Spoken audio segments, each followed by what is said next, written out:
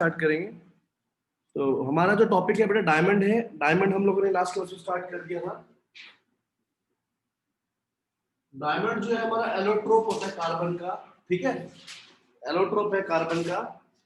इसकी स्ट्रक्चर की हमने बात कर ली थी कि इसमें एक कार्बन एटम जो है चार दूसरे कार्बन एटम से कंबाइन होता है। इसमें एक कार्बन जो है वो चार दूसरे कार्बन एटम से कंबाइन होता है। जैसे अब ये वाला कार्बन है, एक इससे हो गया, तीन आगे बढ़ाएगा, एक दो तीन, अब एक दो तीन, एक दो, ठीक है। एक कार्बन जो है, one carbon atom is attached to the link to the four other carbon atoms, और क्या बनाता है, three dimensional rigid network form करता है। ठीक है बेटा, three dimensional rigid network form करता है। इस नेटवर्क का नेम भी होता है, दैट इज टेट्राहेड्रल नेटवर्क, ठीक है। तो इसके अंदर क्या होता है, एक कार्बन एटम जो है चार दूसरे कार्बन एटम से लिंक होता है और एक थ्री डायमेंशनल रिजिड नेटवर्क बनाता है, टेट्राहेड्रल नेटवर्क फॉर्म करता है, ठीक है। इसमें जो बॉन्ड एंगल होता है, बॉन्ड एंगल वो कितना होता है, 109 डिग्री, 109.5 डिग्री, राइट। जो बॉन्ड लेंथ होती है वो होती है 154 पिकोमीटर, राइट। ये हम लोग डिस्कस कर चुके थे लास्ट क्लास में। उसके बाद आता है बेटा इसकी प्रॉपर्टीज क्या है डायमंड की, ठीक है। डायमंड जो है hardest substance known, hardest substance होता है बेटा पहला पॉइंट। क्वेश्चन राइज होता है क्यों होता है hardest, due to its three dimensional rigid network. Network जो है कार्बन एटम की जो स्ट्रक्चर है वो क्या है, एक थ्री डायमेंशनल नेटवर्क बनता है कार्बन एटम्स का, जिसकी वजह से क्या है, हार्डेस्ट सब्सटेंस है। It is the hardest substance. क्यों है बेटा, because of its three dimensional rigid network of the carbon atom, ठीक है, हार्डेस्ट सब्सटेंस होता है। इसका मेल्टिंग पॉइंट क्या होता है, हाई होता है, very high melting point. Reason यही, हार्ड थ्री डायमेंशनल नेटवर्क है, उसको ब्रेक करने में बहुत ज्यादा एनर्जी चाहिए, ठीक है। To break this three dimensional rigid network large energy is required, इसलिए हम कह सकते हैं कि बेटा इसका जो मेल्टिंग पॉइंट है वो क्या होता है, काफी हाई होता है। इसका रिफ्रैक्टिव इंडेक्स क्या होता है, काफी हाई होता है, जिसकी वजह से हम बोलते हैं इसके अंदर एक्स्ट्रा ऑर्डिनरी ब्रिलियंस होती है, चमक होती है, ठीक है। एक्स्ट्रा ऑर्डिनरी क्या होती है, चमक होती है इसके अंदर, राइट। हार्डेस्ट है, मेल्टिंग पॉइंट हाई है, ठीक है, रिफ्रैक्टिव इंडेक्स हाई होता है, जिसकी वजह से एक्स्ट्रा ऑर्डिनरी ब्रिलियंस होती है।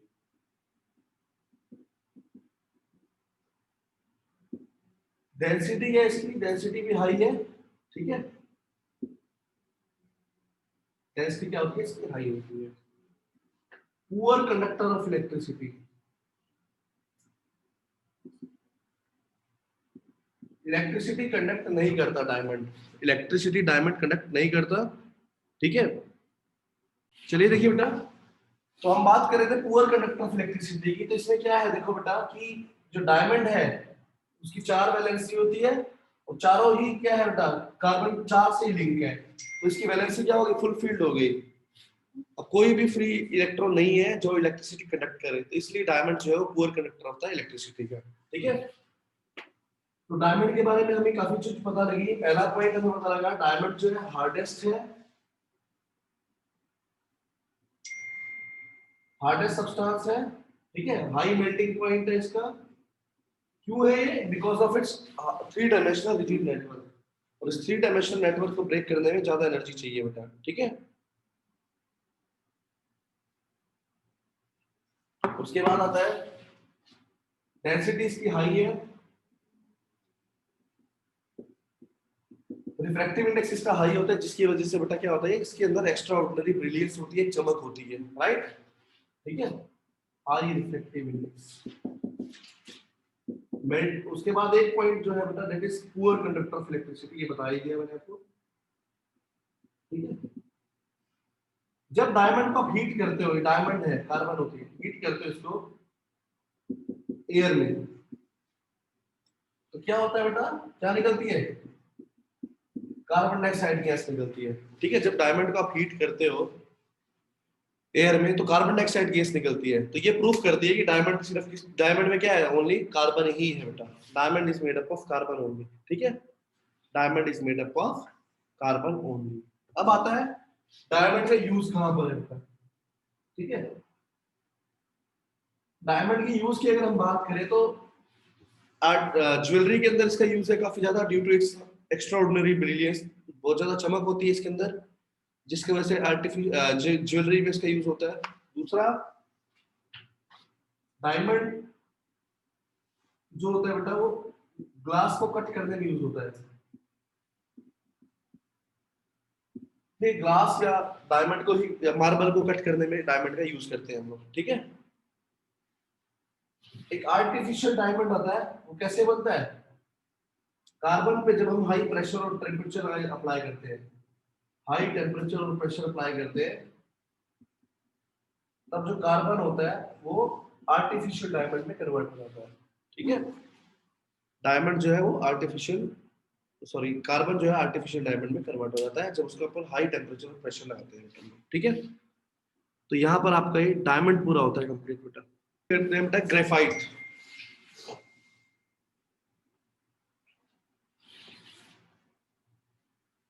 नेक्स्ट जो हमारा टॉपिक है बेटा दैट इज ग्रेफाइट।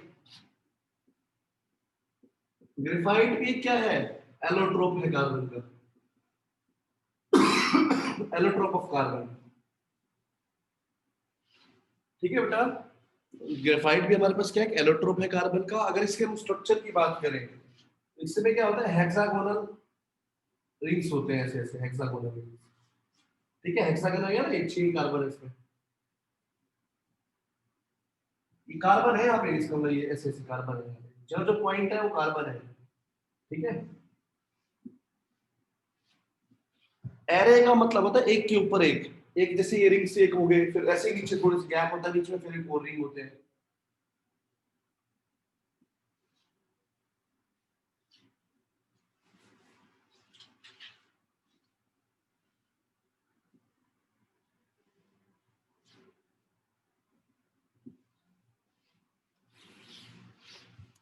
तो समझिए बेटा, ग्रेफाइट में क्या होता है, ग्रेफाइट के अंदर हेक्सागोनल रिंग्स होते हैं arranged in the form of arrays.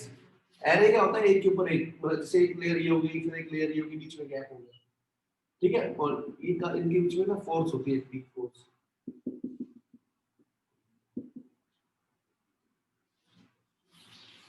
ठीक है, तो देखो बेटा मैंने क्या बताया यहाँ पर, मैंने आपको इतना ही बताया कि यहाँ पर जो कार्बन एटम्स होते हैं वो अरेंज होते हैं in the form of hexagonal rings.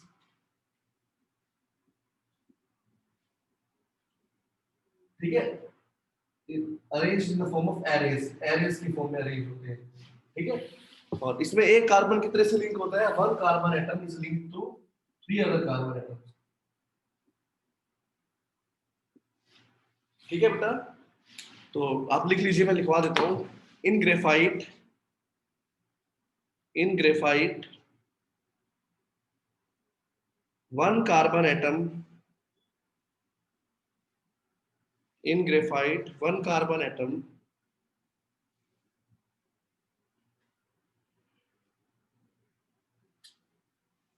is linked to the one carbon atom is linked to the 3 other carbon atoms. One carbon atom is linked to the 3 other carbon atoms, 3 other carbon atoms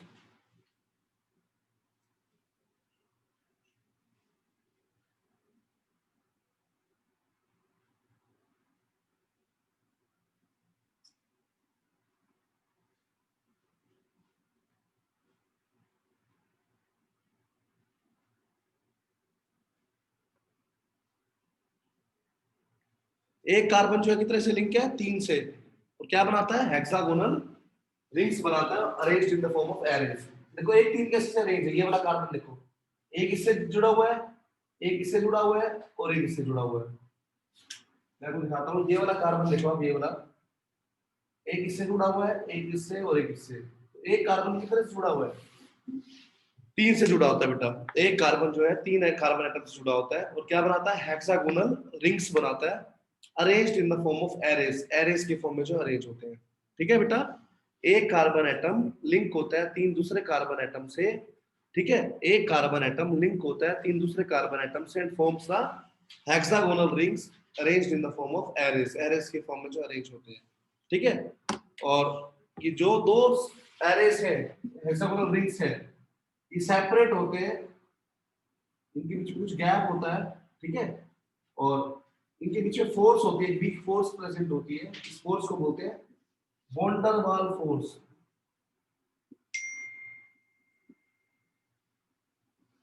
von डर वाल force of attraction present होती है, weak force present होती है, इन दो arrays के बीच में weak forces होती हैं, उनको बोलते हैं, ठीक है, इनको बोलते हैं वॉन डर वाल फोर्स ऑफ अट्रैक्शन।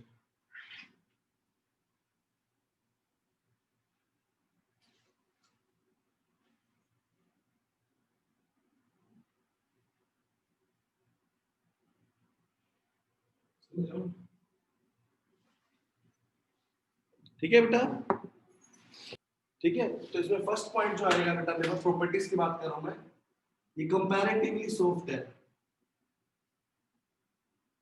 क्यों बेटा सॉफ्ट है कंपैरेटिवली? बिकॉज इसके बीच में देखो गैप है, गैप है ना, तो इसकी वजह से यहाँ पर थोड़ी डेंसिटी इसकी कम हो जाएगी और उसके कंपैरिजन में क्या है, सॉफ्ट होता है डायमंड के कंपैरिजन में। ठीक है, और ये क्या है, गुड कंडक्टर है इलेक्ट्रिसिटी का, it is a good conductor of electricity. Electricity का गुड कंडक्टर होता है बेटा, ऐसा क्यों? एक कार्बन कितने से लिंक है, तीन कार्बन से जुड़ा हुआ है, ठीक है, एक कार्बन तीन कार्बन से लिंक है, कार्बन की वैलेंसी कितनी होती है, चार, तो एक इलेक्ट्रॉन क्या रह गया बेटा इसके अंदर, फ्री रह गया। ठीक है, फ्री इलेक्ट्रॉन है वो क्या करेगा, मूव करेगा, ठीक है, और उस फ्री इलेक्ट्रॉन की मूवमेंट की वजह से क्या होती है, इलेक्ट्रिसिटी कंडक्ट होती है, right.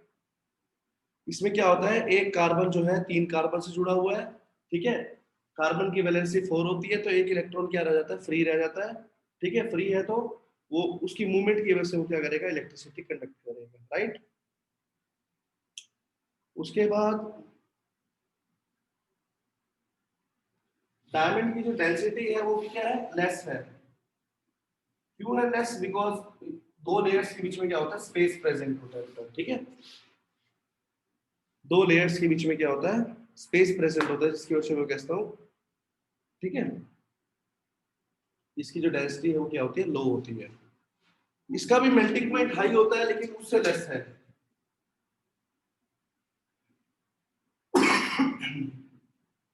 But less than diamond, ठीक है, डायमंड से लेस है, स्ट्रक्चर का फर्क है दोनों के इसके अंदर। ठीक है बेटा, समझ आ गया होगा, ठीक है। अगर मैं ग्रेफाइट के यूजेस की बात करूं तो जो ग्रेफाइट है वो लुब्रिकेंट की तरह यूज होता है, मशीन्स के अंदर लुब्रिकेंट की तरह यूज होता है, ठीक है। और दूसरा बेटा, ये गुड कंडक्टर होता है इलेक्ट्रिसिटी का, इसके लिए इलेक्ट्रोड्स बनाने में इसका यूज होता है, इलेक्ट्रोड्स बनाने में इसका यूज होता है।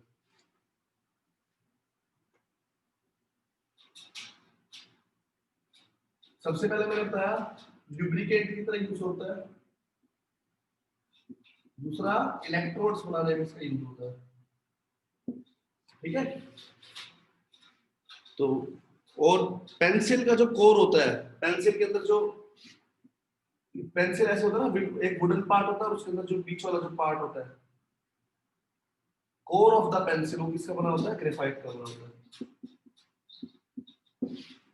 ठीक है बेटा, क्लियर बेटा? ये हमारा था second allotrope, that is graphite. Third allotrope हम स्टडी करेंगे बेटा, दैट इज फलरेन।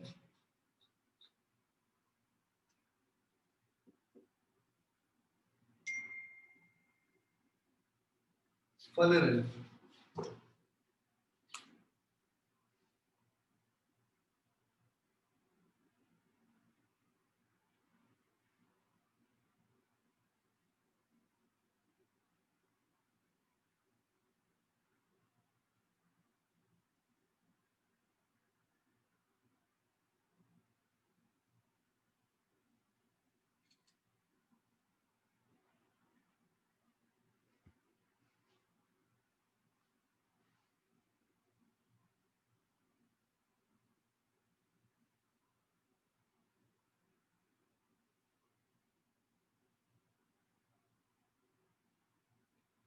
थर्ड हमारे पास था फ्लोरीन बेटा। फ्लोरीन भी एक एलोट्रोप होता है, ठीक है। और इसमें क्या होता है लगभग, जैसे इसका सबसे पहले जो डिस्कवर हुआ था वो था C60। C60 का मतलब है इसके अंदर 60 कार्बन एटम्स ज्वाइन थे बेटा इसमें आपस में। इसका नेम क्या था? इसका नेम था बकमिंस्टर फ्लोरीन। बकमिंस्टर फ्लोरीन, ठीक है। ये इन्होंने डिस्कवर नहीं किया था बकमिंस्टर फ्लोरीन ने, ठीक है। ये तो एक आर्किटेक्ट थे, इन्होंने एक डोम बनाया हुआ था, ठीक है। और जो C60 था हमारा वो इसी शेप का ही था जिससे इन्होंने डोम बनाया हुआ था आर्किटेक्ट ने, इसलिए इसका नेम इन्हीं के नेम से दे दिया गया बकमिंस्टर फ्लोरीन, ठीक है। इसके अंदर 60 कार्बन एटम ज्वाइन थे, इसलिए इसको नेम दे देगा 60 कार्बन एटम्स। शेप जो होती है इसकी जैसे फुटबॉल शेप होती है वैसे होती है, ठीक है। जिसके अंदर हेक्सागोनल और पेंटागोनल रिंग्स प्रेजेंट होते हैं। हेक्सागोनल एंड पेंटागोनल रिंग्स, ठीक है बेटा। इसकी जो स्ट्रक्चर है मैंने बता दिया आपको, रिजेंबल करती थी इसलिए इसका नेम दे दिया गया बकमिंस्टर फ्लोरीन, ठीक है। अगर इसकी प्रॉपर्टी की बात करूं, ये भी डार्क सॉलिड होता है रूम टेम्परेचर पे, ठीक है। लेकिन ये स्मॉल मॉलिक्यूल है, जैसे वो तो बहुत बड़े बड़े मॉलिक्यूल होते हैं डायमंड और ग्रेफाइट तो, लेकिन ये क्या है, स्मॉल मॉलिक्यूल है उनके कंपैरिजन में, ठीक है।